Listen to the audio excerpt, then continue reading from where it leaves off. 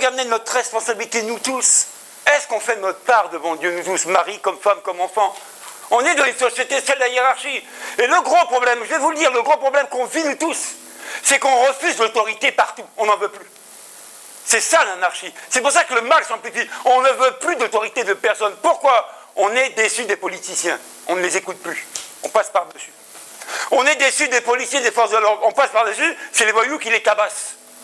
Moi, quand j'étais gosse, quand je faisais une connerie, on me disait, hé, là, les gendarmes, ouh, je trace, je les attends pas pour leur taper dessus. Ah, je cours. Ah non. J'avais peur. Les jeunes, même les anciens, n'ont plus peur des gendarmes. Ils les attendent pour les caillasser. Le mal s'amplifie. Rendez-vous compte.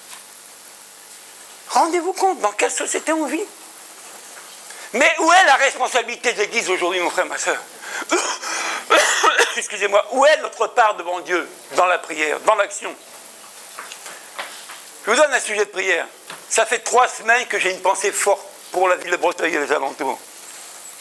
Je dis, qu'est-ce que je peux faire pour que la ville de Breteuil et les alentours connaisse l'Église, connaisse Jésus? Je pose la question. Priez pour ça. Il faut qu'on arrive à montrer à la commune de Breteuil ou ailleurs que nous sommes là pour Jésus et qu'ils ont besoin de Jésus. Mais comment, je ne sais pas encore.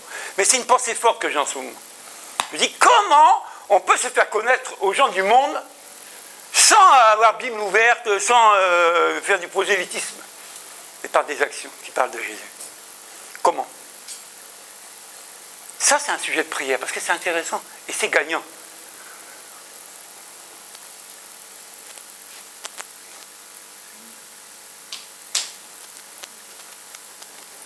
Priez. Si c'est inspiré par Dieu, il y a...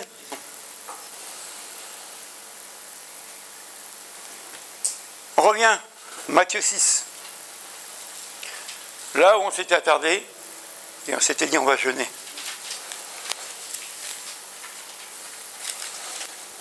Parce que le but, c'est que ce jeûne nous soit bénéfique, non? Que ce bandoulière qu'on a mis à part nous soit bénéfique. Sans ça, ça ne sert à rien.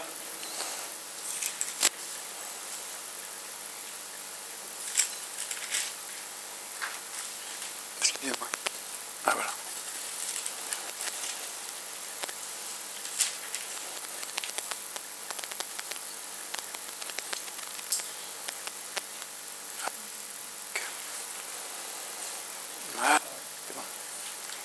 Donc on avait vu ce texte déjà dimanche dernier, on avait parlé des inquiétudes. C'est pourquoi je vous dis, ne vous inquiétez pas de ce que vous mangerez et boirez pour vivre, ni ce dont vous serez habillés pour votre corps. La vie n'est-elle pas plus belle, ou plus que la nourriture, et le corps plus que le vêtement? Regardez les oiseaux du ciel, ils ne sèment pas et ne moissonnent pas, ils n'amassent rien dans des greniers, et votre Père céleste les nourrit. Ne valez-vous pas beaucoup plus qu'eux? Qui de vous, par ses inquiétudes, peut ajouter un instant à la durée de sa vie? Et pourquoi vous inquiétez au sujet du vêtement? Étudiez comment poussent les plus belles fleurs des champs. Elles ne travaillent pas et ne tissent pas. Cependant, je vous dis que Salomon lui-même, dans toute sa gloire, n'a pas eu aussi belle tenue que l'une d'elles. Si Dieu habille ainsi l'herbe des champs, qui existe aujourd'hui et qui demain sera jetée au feu, ne le fera-t-il pas bien plus volontiers pour vous, gens de peu de foi? Ne vous inquiétez donc pas et ne dites pas que mangerons-nous, que boirons-nous, avec quoi serons-nous habillés. En effet, tout cela, ce sont les membres des autres peuples qui le cherchent. Or, votre Père Céleste sait de quoi vous avez besoin. Recherchez d'abord le royaume et la justice de Dieu, et tout cela vous sera donné en plus. Amen. La solution finale pour que tu ne sois plus environné de tes inquiétudes, de tes soucis, de tes tracas, de tes souffrances, j'en passe et en revue. Tu dois comprendre que tu as un Père Céleste parce que tu ne t'appartiens plus, tu lui appartiens. C'est lui ton garant, c'est lui ton pourvoyeur. Tu dois savoir que ton Père Céleste connaît tes besoins, déjà une.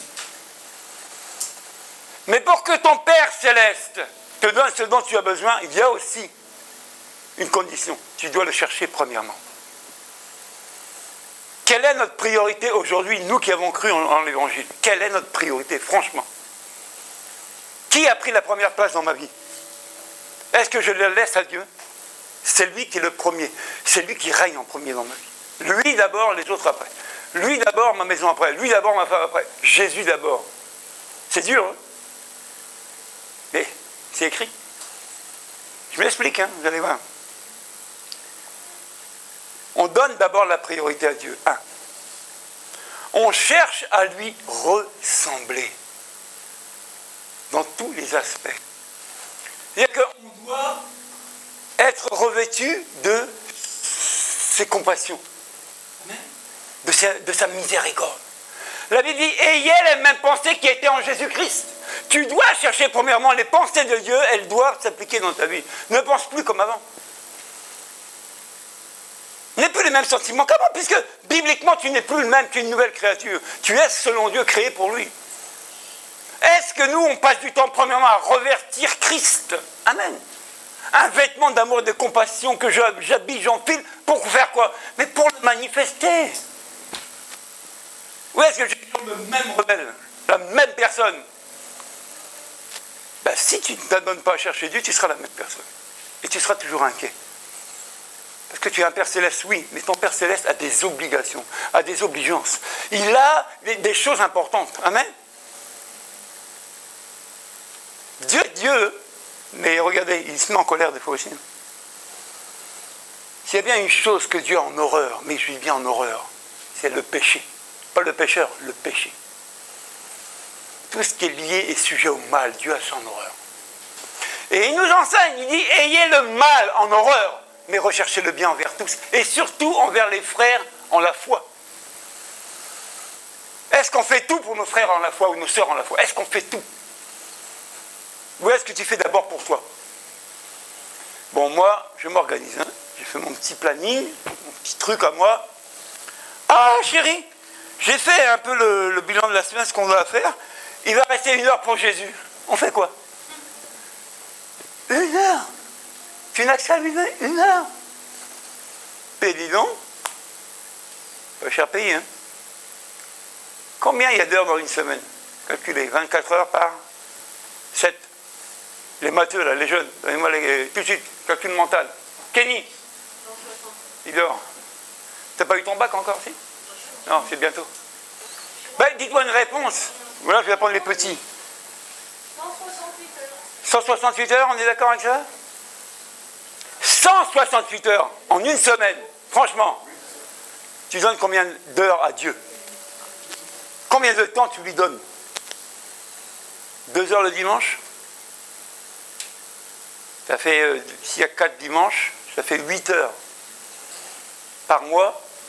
168 par 4, c'est pas beaucoup pour Jésus. Pourquoi je vous dis ça? Parce qu'on doit s'encourager, mon frère, ma soeur. On vit des moments très très difficiles.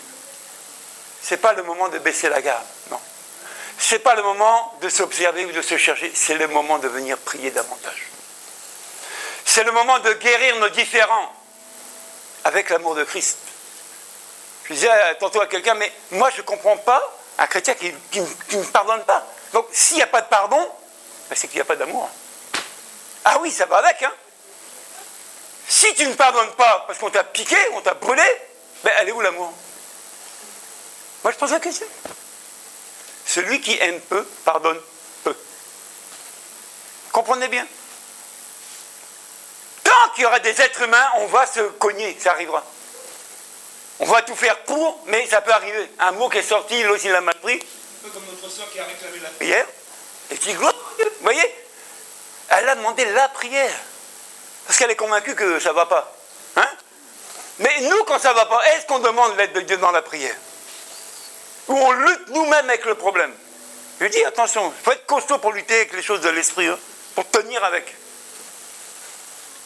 Il faut être costaud. C'est pas n'importe qui est rentré dans le temple avec ce discours-là, c'est Jésus. Hein. Parce que ça aurait été un autre que Jésus, je vous dis, le gars, il ne franchissait pas la porte du temple. Il l'aurait dégommé. Ah oui, il l'aurait tué. Mais quand tu as l'autorité de Dieu sur toi, et sa puissance, on ne t'arrêtera pas. On ne peut pas. On ne peut pas. On ne peut pas. Mais pour la recevoir, il faut la chercher. Et le chercher pour le servir, pas pour être servi, pour le servir. Et dernier point, pour lui obéir. Dieu a dit, si c'est Dieu qui a dit, je n'ai pas d'option, il faut le faire. Oui ou non? Moi je vous pose la question, oui ou non? Maintenant, si Dieu a dit et qu'on n'arrive pas à le faire, ça peut arriver. Demandons de l'aide. Puisque nous, on n'y arrive pas, allons prier. C'est compliqué, ça, comme démarche. Est-ce que c'est compliqué?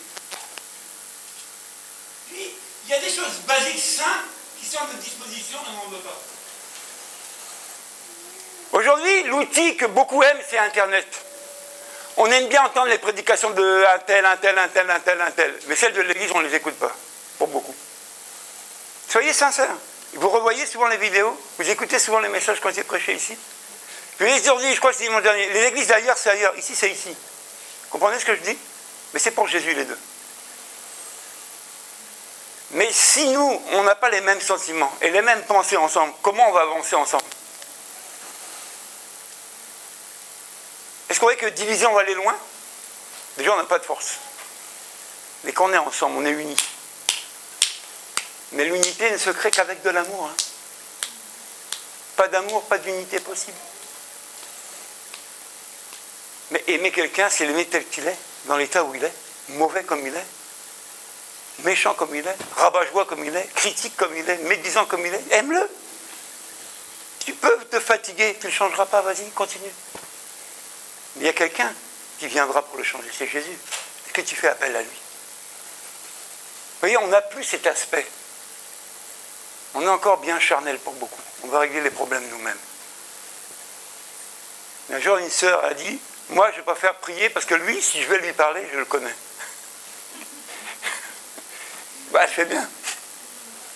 Mais puisque tu sais que quand tu vas t'adresser à un tel, tu sais déjà comment il va te répondre, va prier, c'est plus bénéfique. Peut-être Dieu va adoucir son cœur. Est-ce qu'on a compris ça? L'homme ne change pas l'homme. C'est Dieu qui change l'être humain. Et Jésus est venu pour ça. Amen. Donc comprenez bien qu'on doit revenir dans le contexte biblique. Et pas laisser nos pensées dire oui, je veux faire pour Dieu, machin, mais cale tes pensées sur la Bible un peu. Cale-les. Reviens au modèle biblique, à l'utilité de l'Église. À quoi elle sert l'Église? Ben, si elle ne sert à rien, qu'est-ce qu'on fait le dimanche alors? On va rendre les clés aux propriétaires. Hein. C'est tout. On va rester chacun chez nous avec Internet. Et on va zoomer. Zoomons. Même zoomer, on n'est même pas capable de se connecter quand on doit se connecter. Moi, ce que je vous dis, c'est du vécu. On a fait l'expérience ici. On s'est dit, tiens, puisqu'on est tous distants à cause du confinement, on va mettre Zoom en place. Moi, je ne voulais pas, parce que j'arrive pas à maîtriser, puis Internet, j'aime pas ça. Franchement, j'aime pas ça. Je dis, bon, si c'est pour Dieu, je vais faire l'effort de le faire. Gloire à Dieu, j'arrivais à me connecter. Je dis, waouh, Dieu, il est bon, hein, il est grand. Hein. Je ne suis pas né avec Internet, mais j'y arrive. Oh, j'étais fier de moi, j'étais content. Hein. Mais je pensais voir beaucoup de monde, les visages. Et première réunion, je vois 7 personnes. Ou 8. Deuxième réunion, 7. Je dis, mais ils sont où les gens de l'Assemblée? Ils sont où? Mais même ça, on ne fait pas l'effort. J'ai un frère que je connais, qui est responsabiliste, qui est pasteur. Il m'a dit, Régis, j'ai tout essayé à l'église. Zoom, on a arrêté. Non mais, il dit, essayez de faire des réunions avec ceux qui veulent, j'ai arrêté. Il dit, l'église est ouverte, il n'y a personne. Il dit, tu veux que je fasse quoi? Il dit, plus dur, plus difficile. Il dit, des pasteurs utilisent ces moments difficiles pour fermer l'église. Parce qu'ils sont fatigués. Ça pue. Ils en ont marre. Il dit, je ferme, comme je suis pasteur, peut-être un jour j'irai travailler chez quelqu'un. Laissons l'orage passer. Et quand il fera beau, je ressentirai mon col blanc. J'irai me vendre à quelqu'un. Comme Pôle emploi, j'irai me proposer pour travailler quelque part. Au moins, celui qui est là-bas, il se débrouille avec son église, moi je viendrai prêcher. Rendez-vous compte les temps difficiles. Jeûner et prier. Prier et jeûner. Cherchez Dieu, premièrement. On est tous différents ici. Ce que j'ai reçu, tu n'as pas reçu. Donc ne copie pas. Mais je dois respecter ce que tu as reçu, ce que tu as reçu. Je dois le respecter parce que c'est pour Jésus et tu lui appartiens. Tu es son membre. Amen. On doit s'apprécier l'un les autres selon les talents qu'on a reçus, les grâces qu'on a reçues. Vous qui connaissez les débuts de l'Église, quand on a commencé ici, pour chanter, mais il y en a, ils en avaient marre. Ils disent, oh là, ils chantent comment celui-là. Aujourd'hui, on a un groupe de louanges qui travaille. C'est quand même mieux de les voir que moi, non? On doit les respecter et on doit prier pour eux. Amen. On doit être à même de prier. Mais comme la soupe aux choux. Ah, on aime bien parler, hein. Non, franchement, on aime bien parler. On aime bien, hein. On aime moins prier. C'est ça le constat. Donc moi, je vous encourage. Revenons au texte de la Bible. Laissons Jésus purifier notre temple. On en a besoin, nous tous. On ramasse trop de saleté et ça se manifeste. Peut-être puisque tu ne vivais pas pendant un temps, parce que tu as baissé la garde, tu as baissé les bras, par manque de confiance, parce qu'on t'a piqué, ça va revenir chez toi. Réveille-toi, relève-toi de nouveau et prie. Prier avec des gens au téléphone, dis c'est pas mauvais. Mais si tu t'en fais une habitude, c'est dangereux. Il y a un lieu pour prier. Mais on ne veut plus faire l'effort de venir prier ensemble. Parce qu'on a plein de raisons, peut-être valables. Moi, je ne rentre pas dans vos familles, dans vos vies privées. Mais je ne referai pas la Bible pour vous. Et je ne peux pas vous dire autre chose que ce qui est écrit. On l'a vu, Jésus a dit, mon temple, ma maison, maison de prière. Une église qui ne prie pas, ce n'est pas une église. Pour qu'elle soit forte, l'église, devant l'adversité, on doit prier les uns envers les autres, les uns pour les autres. C'est ça notre force, la prière. Et ne cherche pas, ah oui, il a fait ça, ah là là là, non, laisse ça tomber. Prie pour la personne, ça changera. Tes enfants sont durs, tes enfants sont mauvais, tes enfants sont méchants. Oui, on ne va pas dire non. Prie l'influence de Dieu dans leur vie. Tu le verras. Mais on ne veut plus attendre. On est impatient de voir du résultat. On veut plus donner à ça. Allez, on va se lever, on va prier. Amen. Amen. Prends cette parole ce matin comme un encouragement. Si tu étais zélé déjà dans la prière, Dieu t'encourage à continuer ce chemin que tu as fait. Si tu avais des lacunes dans la prière, si tu étais faible, si tu avais baissé d'intensité, cette parole est pour toi aussi ce matin. Jésus veut t'aider. Il veut encore purifier ton temple. Tu lui appartiens. Je l'ai dit tantôt, les êtres humains ne vous ne feront jamais de cadeau, et même dans l'Assemblée des Saints. C'est pour ça que j'ai dit au début du culte, ce lieu, ça devrait être le meilleur endroit où on se sent bien. Mais pour beaucoup, ce n'est plus le cas. On a pris l'église en grippe à cause d'un tel, un tel, un tel, un tel. Laisse ça tomber. Cherchons Dieu ensemble. Cherchons Dieu ensemble, frère, ma soeur. Serrons-nous les coudes. Les moments sont difficiles. Ne laissons pas les vendeurs de pigeons, les échangeurs de monnaie prendre place dans le temple de Dieu. Ne laissons pas ça arriver chez nous. Chacun d'entre nous est responsable devant Dieu de son engagement, de son service. Alors, prions ensemble. Prie, frère, ma soeur. Demande l'aide de Dieu. Vous savez, c'est dur des fois. Il y a des situations qu'on traverse, parce qu'on en parle, on n'ose plus en parler. C'est tellement dur. Alors, ce matin, crie à Dieu. Seigneur, tu es mon secours, je le sais. Ce que le pasteur a dit, je le sais déjà, mais je n'arrive pas à le pratiquer. Crie à l'aide, mon frère, ma soeur. La solution, c'est entre toi et Dieu. La solution, c'est aussi l'assemblée. Tu es le temple de Dieu. Tu es le temple du Saint-Esprit. Ne l'oublie jamais. Tu ne t'appartiens plus. Ton corps appartient à Dieu. Tu es le membre de Christ. Mais tu dois chercher en priorité Jésus. Tu dois chercher en priorité avoir les mêmes sentiments qui étaient en lui. Tu dois revêtir Christ, mon frère, ma soeur. Dieu nous connaît, il connaît ce qu'on passe, ce qu'on traverse, il sait déjà tout ça. Mais il dit, votre Père Céleste connaît vos besoins. Sois convaincu que tu as un Dieu qui connaît tes besoins. Si tu le cherches, tu verras, il répondra. Si tu le cherches, il t'apportera les solutions. Si réellement c'est pour lui que tu fais la chose, que tu rends un service, Dieu sera favorable dans ta vie. Dieu t'ouvrira des portes, Dieu te bénira, Dieu te montrera sa face comme jamais tu ne l'as vu. Jamais. Mais simplement prends Dieu au sérieux dans ton engagement. Crains Dieu. Crains-le. Et laissons l'amour de Dieu qui nous a été donné et on a reçu par le Saint-Esprit en nous. Laissons cet amour se manifester les uns vers les autres. Mets fin à tes critiques. Mets fin à tes murmures. Et commence à crier à Dieu à plein gosier. La prière, mon frère, ma soeur. Ta relation avec Dieu, ta communion avec Dieu, ton dialogue avec Jésus. Avant d'arriver ici ce matin, qu'est-ce que tu lui as demandé? Je veux te voir à l'œuvre, je veux te voir manifester. Oui, tout ça, tout le monde le veut. Mais est-ce que nous, on fait notre part pour le voir se manifester? Priez pour l'Assemblée. Priez pour les responsables. Priez les uns pour les autres. Et mettez fin au bavardage. S'il y a quelque chose, allez voir le responsable. Demandez un entretien. Expliquez-vous. Entendez-vous. Et la Bible dit que s'il y a lieu de se pardonner, on se pardonne. Et c'est fini. On tourne la page et on continue à avancer. Ne restez pas avec des mauvaises pensées les uns sur les autres. Il faut régler tout ça. Tout ça, c'est des freins à la bénédiction. Tout ça, c'est de la pollution qu'on amène à l'Église. Nous sommes enfants de Dieu, mon frère, ma soeur. Nous sommes de Dieu. Nous sommes du véritable. Nous sommes de celui-là. Ne nous laissons pas voler ça, ce témoignage. Ne laisse pas les gens du monde enlever ce témoignage dans ta vie.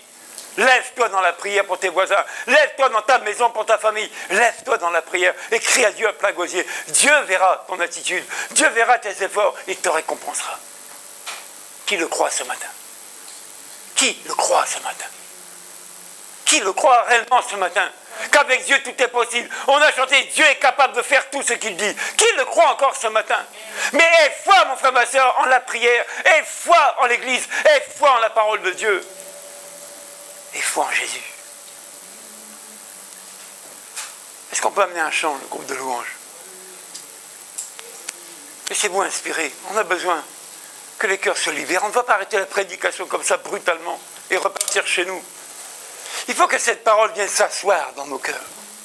Il faut qu'elle prenne des racines fortes et puissantes avant qu'on se sépare.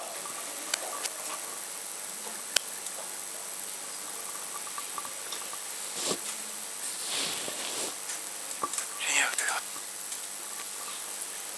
est-ce qu'on peut reprendre quoi? Dieu est esprit, non? Là, ça, on peut reprendre Dieu est esprit? Angèle? Oui, Dieu est esprit. Allez. À travers ce chant, tu vas commencer à prier ce matin. Prie fervent dans la prière. Dis, je veux adorer Jésus, en esprit, en vérité. Je veux vraiment l'adorer. Je veux vraiment prendre la décision de le chercher, d'en faire de lui ma priorité. Le psaume 37 nous dit quoi? Fais de l'Éternel tes délices et il te donnera ce que ton cœur désire. Tu souhaites des choses de la part de Dieu, c'est bien. Tu veux les voir se réaliser, c'est mieux. Tu veux les recevoir, c'est merveilleux. Cherche Dieu. Qu'il soit ta priorité. Mets-le à la première place. Ne permets pas à quelqu'un d'autre de venir régner à sa place, non. Laisse-le s'asseoir dans ta vie sur son trône. Laisse-le se manifester. À travers ce chant, s'il y en a qui ont besoin d'aide dans la prière, approchez-vous, on va prier ensemble. Moi, je n'ai rien à vous donner, c'est Dieu qui a tout. Si tu as besoin de soutien dans la prière, approche-toi, on va prier.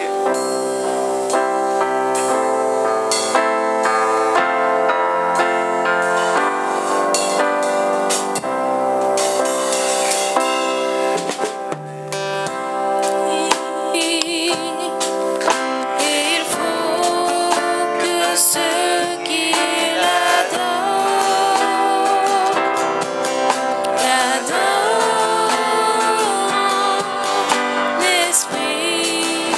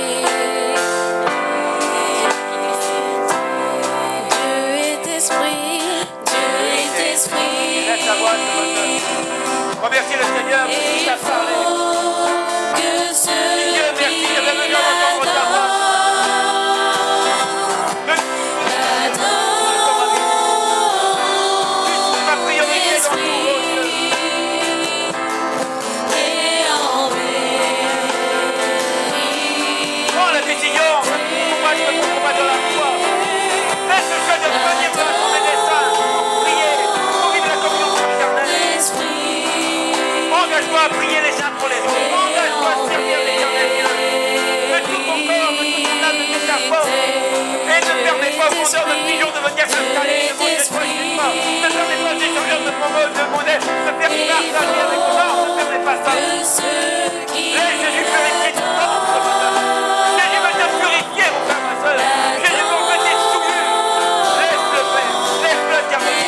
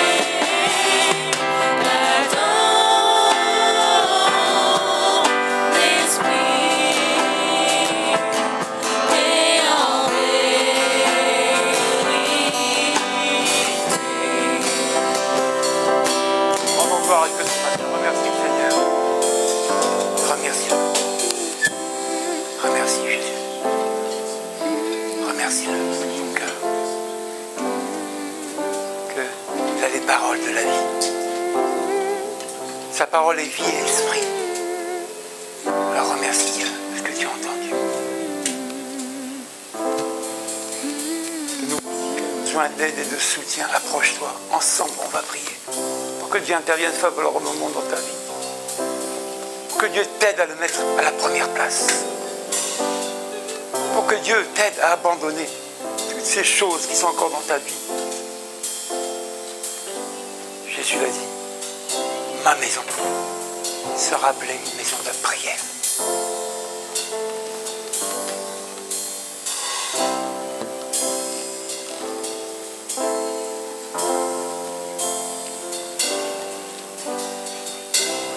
Amen. Que Dieu vous bénisse.